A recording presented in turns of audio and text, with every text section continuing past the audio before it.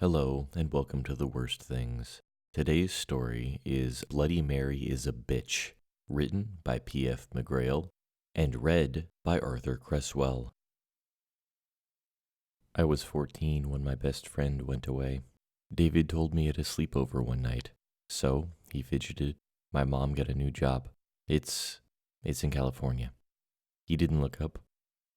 That's 1,913 miles from here. I Googled it. I was silent for a long time after that. I hear California's awesome, I finally said with a smile. No snow. He smiled back. It was really important to make sure he didn't see me cry. We should make my last day legendary, David told me with a conspiratorial grin. He hadn't told anyone else about his departure yet.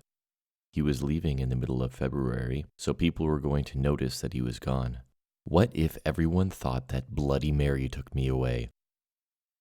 The plan was brilliant. After school, he and I would announce that we would summon the ghost in the mirror, and he'd slip out the window.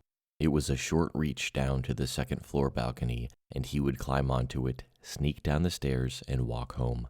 I would come out and announce that Bloody Mary had taken him into the other world, and no one would ever see him again.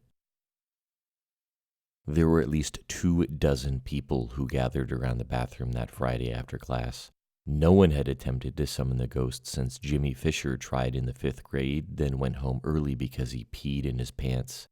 Jimmy still sat alone at lunch. David and I were barely able to contain our smirks as we went into the bathroom alone. You know, we should at least try it, I explained. That way, we won't be lying when we say we attempted to bring forth the ghost. I said the last 4 words with mock drama. He blanched just a little. Okay, I suppose so. I boldly stood in front of the mirror. He tentatively stood next to me. Bloody Mary, Bloody Mary, Bloody Mary, I killed your son. His voice echoed mine, albeit haltingly. We stared into our reflections. We blinked. So did they. Nothing happened.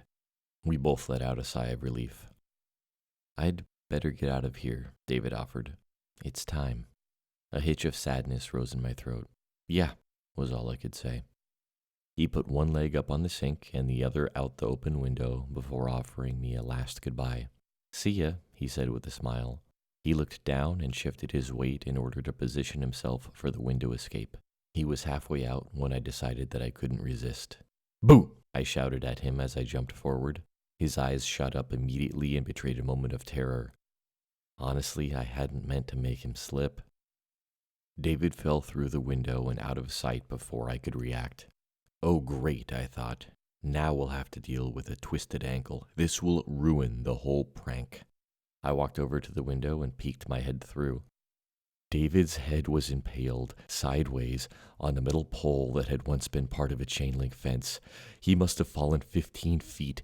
It ran temple to temple. The top of the pole was coated in blood, and the tip of it had brain goop resting on it. His legs were twitching like he was running in place, but the pole held him firm. It wiggled as his legs danced. His eyes darted around wildly as his jaw flapped open and shut, but he was already dead. I think that Bloody Mary really did get us in the end. At least that's what I told everyone. I said that David got spooked at what he saw after the incantation and jumped out the window. And I see David's killer every time I look in the mirror.